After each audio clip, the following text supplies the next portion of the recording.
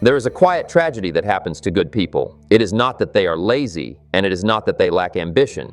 It is that they mistake the noise of their lives for the music of achievement.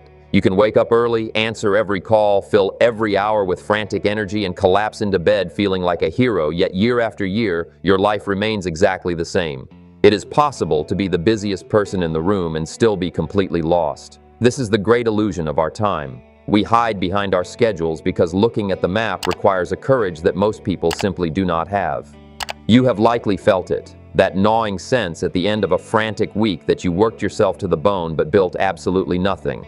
So I want you to stop running for a moment, stop the noise, look in the mirror and ask yourself this: is all this motion actually taking me somewhere, or am I just digging a deeper rut? We need to have a very serious talk about the difference between movement and direction, because most people never learn it until the end of their lives, when the time for action has passed. You see, society has sold us a bill of goods.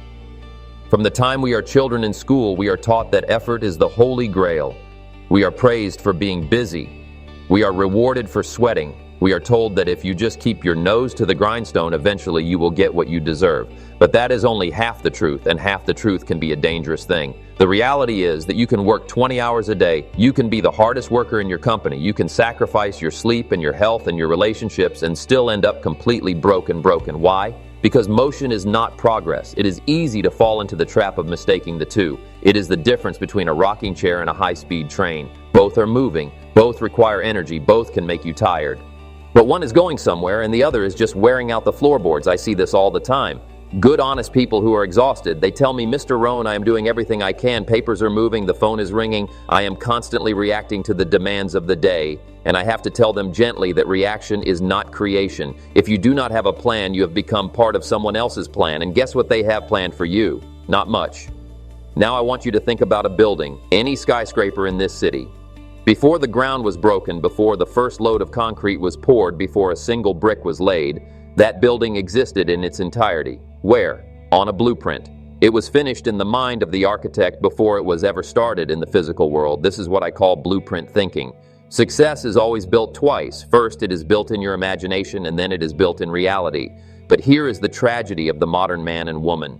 They will spend years planning their house. They will spend months planning a wedding. They will spend weeks planning a 2-week vacation. They will inspect the hotel. They will check the flight times. They will map out the restaurants. But they will not spend 2 hours planning their life. They leave their existence to chance. They wake up in the morning and let the world dictate their agenda. They operate by default, not by design. And when you live without a design, you are subject to the law of accident. You become like a ship in the middle of the ocean with no captain and no rudder. You might hope to arrive at a beautiful port, you might wish for it, but hope is not a strategy and wishing is not a plan. Without a destination, the wind does not help you, it just pushes you around.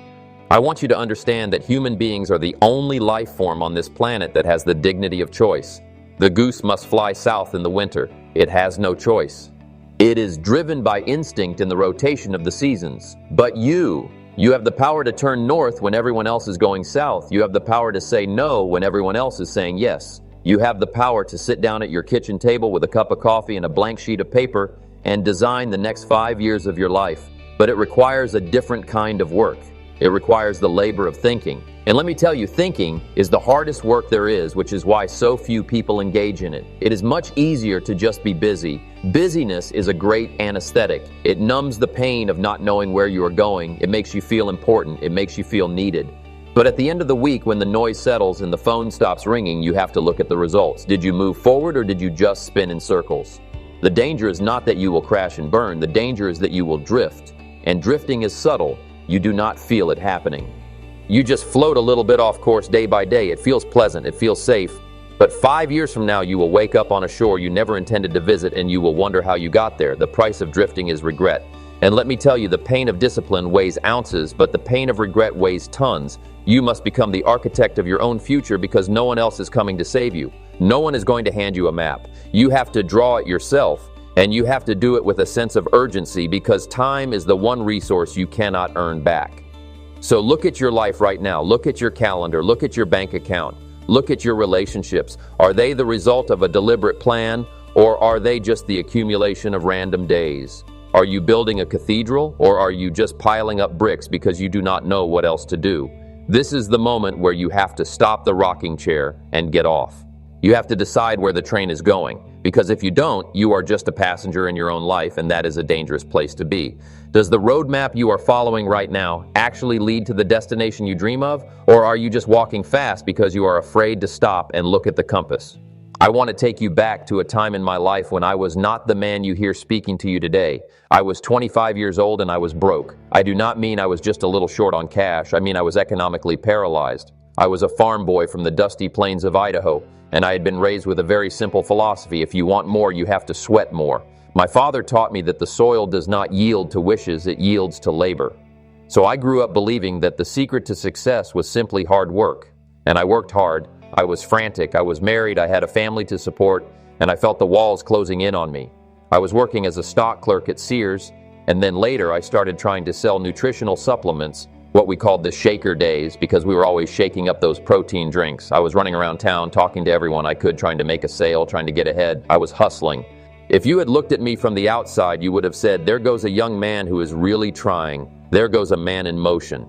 But inside I was hollow. I was scared. I had creditors calling the house, and I was learning to lie to them, saying I wasn't home or the check was in the mail when I knew very well the account was empty. It is a terrible feeling to be a good person, but to live a life that feels like a fraud. I had the ambition, I had the energy, but I had no results. I was spinning my wheels in the mud, and the harder I pressed on the gas, the deeper I sank. And then I met a man who changed everything for me. His name was Earl Shoaff. We called him the Millionaire Maker. He was a man of quiet confidence, not loud or boastful, but he had an aura of certainty that I had never seen before. He seemed to know something about how the universe worked that I had completely missed. I remember one Saturday morning I was sitting with him during a training session.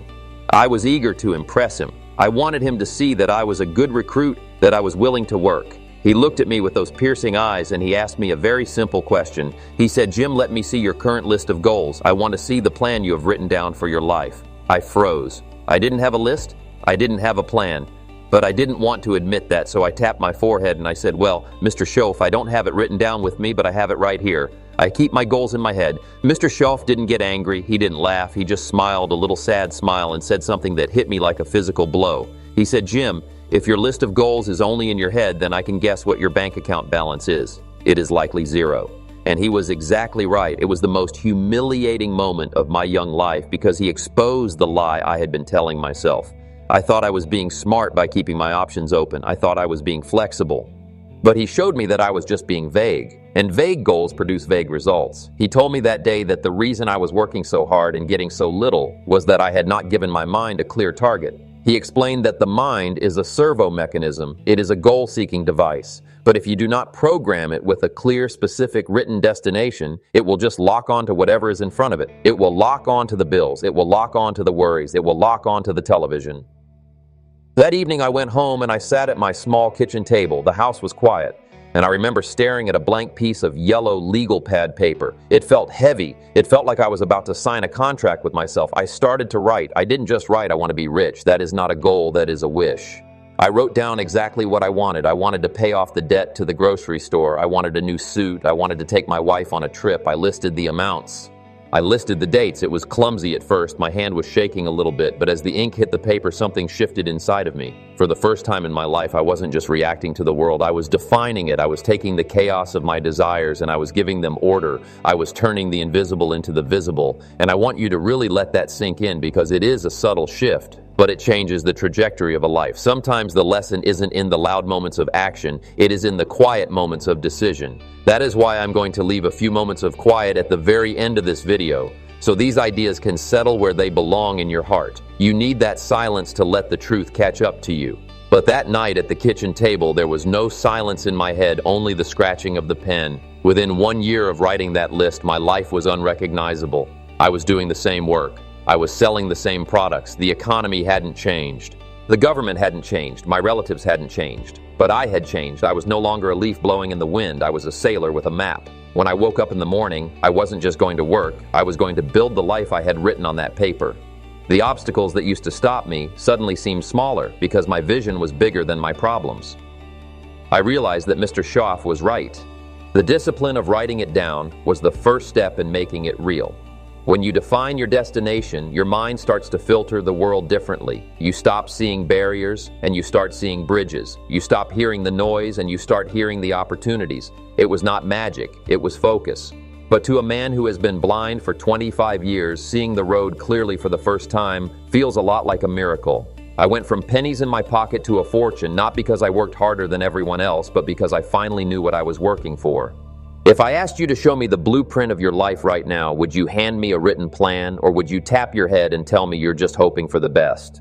Now we have to go deeper because understanding the mechanics of a plan is not enough. You have to understand the philosophy behind it. You see, the major key to your better future is you. It is not the economy. It is not the government. It is not your boss. It is not your neighbors. It is you. One of the profound mysteries of life is why two people can start in the same place, work for the same company, live in the same community, and 10 years later one is wealthy and happy and the other is bitter and broke. What is the difference? It is not the circumstances. It is not what happens to them. It is how they choose to respond to what happens. I used to keep a list of reasons why I wasn't doing well. I blamed the cost of products. I blamed the cynical customers. I blamed the weather. I blamed the taxes. And Mr. Shoaff told me, Jim, you have to tear up that list. The only thing you need to change is your philosophy. He taught me the concept of the set of the sail. You see, the same wind blows on us all, the wind of opportunity and the wind of difficulty, the wind of change and the wind of recession. It blows on the rich and the poor alike. The economic wind blows on the prepared and the unprepared. You cannot change the wind, but you can set a better sail. And what is your sail? Your sail is your plan. It is your philosophy. It is the way you think and the way you organize your life. If you do not have a sail set, if you do not have a plan designed, then the wind just blows you around. You become a victim of circumstances. When the economy gets tough, the person without a plan panics, they react, they shrink. But the person with a clear blueprint looks at the same difficult wind and says, wonderful, this is the energy I can use to get to my destination faster if I just adjust my sail. That is the difference. One is managed by the wind, the other manages the sail. And this brings us to the most dangerous enemy of progress. It is not failure. Failure is loud. Failure teaches you a lesson. If you lose all your money in a bad investment, you learn quickly not to do that again. No, the real enemy is drifting. Drifting is quiet. Drifting is painless in the moment. It is the slow accumulation of neglect. It is failing to plan your day in the morning. It is failing to set your goals for the year. It is failing to read the books that would make you better. It doesn't hurt when you skip the planning session. It doesn't hurt when you decide to just wing it for another week. And that is the tragedy. Because it doesn't hurt, you don't think it matters. But it adds up. It compounds. Drifting is like gravity. It is always pulling you down toward mediocrity. To go up to build a life of design requires thrust. It requires energy. It requires the constant discipline of checking your course. Think about an airplane flying from Los Angeles to New York. Did you know that the plane is off course 90% of the time? The wind pushes it left. The turbulence pushes it right. But the pilot and the autopilot are constantly making small corrections. They are constantly checking the plan against the reality. They do not just take off and hope for the best. They measure, they adjust, they return to the course. That is what a plan allows you to do. It gives you a standard to measure your day against. Without a plan, how do you know if you are off course? If you don't know where you are going, any road will take you there, and usually it is a road to nowhere. You must understand that the world is not designed to make you rich or happy or successful. The world is designed to make you conform. It is designed to distract you. If you do not have a plan for your time, the world has plenty of plans for you. They will sell you entertainment. They will sell you fear. They will sell you other people's dramas. And you will pay for it with the most valuable currency you possess, which is your life. A clear plan is a shield against the chaos. When you know exactly what you need to accomplish today, the distractions lose their power. You can look at a request for your time and say, no, that does not fit into my blueprint. You become the master of your time instead of its servant. This is what I mean when I say blueprint thinking. It is the mental discipline of filtering every action through the lens of your vision. Does this help me build the building, or does it just add clutter to the construction site? Most people are building their lives like a child building with blocks. They pile one on top of the other with no design until it topples over. Then they cry and say, life is unfair. Life is not unfair. Life is just precise. It rewards precision. It rewards clarity. It rewards the person who has the courage to sit down and think. And I know thinking is painful. It forces you to admit what you want. And it forces you to admit where you are falling short. It forces you to look at the gap between your reality and your potential. And that gap can be scary, but you have to fall in love with that gap. Because that is where the growth is. That is where the life you want is hiding. It is hiding in the work you are avoiding. It is hiding in the plan you haven't written yet. You have to stop treating your life like a dress rehearsal. This is the show. The curtain is up, the clock is ticking, and you are the director. So why are you waiting for someone else to write the script? Why are you waiting for permission to take charge? The plan is your permission slip. It is your declaration of independence from the tyranny of accident. When you have a plan, you walk differently. You speak differently. You have a vibration of purpose that people can feel. The universe has a funny way of stepping aside for the person who knows where they are going, but for the person who is just wandering the universe is a maze of dead ends. Are you navigating your life with the deliberate focus of a captain, or are you just floating on a raft hoping the current takes you somewhere nice? Now we arrive at the most difficult part of our conversation. This is the part where we stop talking about philosophy and we start talking about you. Not the person you hope to be someday, but the person you are right now sitting in that chair. I want to ask you a question that might make you uncomfortable. What are you waiting for? I meet so many people who are waiting for the perfect time to start building their life. They are waiting for the kids to grow up. They are waiting for the economy to improve. They are waiting to feel motivated. They are waiting for a sign. Let me tell you something that took me a lifetime to learn. The lights will never all be green. The conditions will never be perfect. If you are waiting for the fear to go away before you start planning, you will wait until they put you in the ground. The fear does not go away. The fear is there to test your resolve. It is there to ask you, do you really want this, or are you just talking? You have to act in spite of the fear. You have to plan in the middle of the chaos. You have to build the ship while you are already at sea. You see, the greatest thief of success is not inability, it is indecision. It is the disease of, I will do it tomorrow. Tomorrow is a fantasy land where 99% of all human potential goes to die. In the land of tomorrow, you are fit. In the land of tomorrow, you are wealthy. In the land of tomorrow, you have written that book and started that business. But you do not live in tomorrow. You live in today. And today is the only currency you have to spend. Every day that you drift without a plan is a day that you have stolen from your own future. You are embezzling from your own potential. And sooner or later, the audit comes. The check comes due. And there is nothing more tragic than sitting on the porch at the end of your life holding an empty basket because you never planted the seeds in the spring. You were too busy. You were too distracted. You were too afraid to commit to a plan. Do not let that be your story. I know it is hard to look in the mirror and admit that you are the problem. It is much easier to blame the wind. It is easier to say the market is bad, but the dignified life, the life of substance, requires you to take total responsibility. You are the captain. If the ship is off course, it is because your hand is not on the wheel. You have to stop tolerating your own excuses. You have to get angry at your own mediocrity. You have to say, I have had enough of drifting. I have had enough of wishing. Today I draw the line. Today I write the plan. You see, we are coming to the end of this talk soon, and I am going to leave you with a few moments of silence and music shortly. Do not rush through it. That silence is the most important part of this video because that is where the truth lives. In that silence, you have to face the gap between who you are and who you could be. It is painful, I know. But that pain is the growing pain of a soul waking up. Here is the brutal truth. You are not tired because you are working too hard. You are tired because you are working for nothing. You are tired because your soul knows you are capable of more, and it is exhausted from waiting for you to show up. A man with a plan never gets tired the way a drifter does. A man with a purpose has a fire inside him that burns even when he is weary. He can go without sleep, he can go without food because he is fed by his vision. But a man without a plan is exhausted by noon because he is carrying the dead weight of a life that is going nowhere. So here is my challenge to you. Stop seeking comfort. Comfort is the enemy of greatness. Stop seeking the easy path. The easy path leads to the hard life. Choose the hard path now. Choose the discipline of planning. Choose the discomfort of thinking, because the hard path leads to the easy life later on. It leads to the life where you are in control, where you are free. You have a choice right now. It is the same choice you have every single morning. You can continue to be a leaf in the wind, blown about by every text message, every news headline, every demand from other people. Or you can become the architect. You can take out that pen and paper and design a life that makes you proud. It does not have to be perfect, it just has to be yours. And it has to be written down. Do not tell me you will do it later. Later is a lie. Do it now. Decide now. Commit now.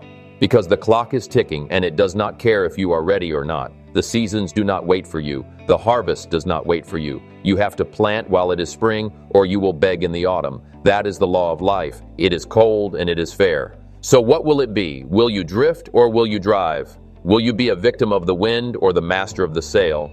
The choice is yours, and you are making it right now, even by sitting there and doing nothing. Doing nothing is a decision, and it is usually the wrong one. What is the one excuse you have been using to avoid planning your life, and are you brave enough to kill it right now?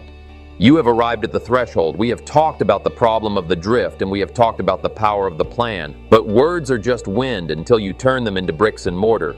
You have the knowledge now, but knowledge without action is the ultimate tragedy. It is like having a library full of books but never learning to read. You possess the seeds of greatness right there in your hands. You have the ability to think. You have the ability to choose. You have the ability to change. Do you realize how powerful that is? You can change your whole life starting today. You can change your income. You can change your health. You can change your relationship with your family. All it takes is one new discipline practiced every single day. One clear plan followed with intensity. You do not need to be a genius. You do not need to be lucky. You just need to be awake. And I believe you are awake now. I believe something in this conversation has sparked a fire in your belly. Do not let that fire go out. The world will try to extinguish it with its cold water of cynicism and distraction. Protect that flame. Feed it with your daily actions. Feed it with your written goals. I want you to stand tall in your mind right now. Stop hunching over the wreckage of your past mistakes. The past is a school. It is not a club you have to live in. Learn from it and then lock the door. Throw away the key. You are not your past. You are your potential. You are the architect of a future that has not yet been built. And it is going to be a magnificent building if you have the courage to draw the blueprints. Do not underestimate what you can do. Humans are the only creatures that can turn nothing into something. We can turn a weed into a garden. We can turn a penny into a fortune. We can turn a disaster into a triumph. You have that alchemy inside of you, but it requires the catalyst of a plan. Without the plan, the magic stays dormant. Without the plan, you remain a seed that never finds the soil. Do not let your potential die inside you. That is the greatest sin of all. To live a small life when you were capable of a big one. To live a drifting life when you were capable of a driving one.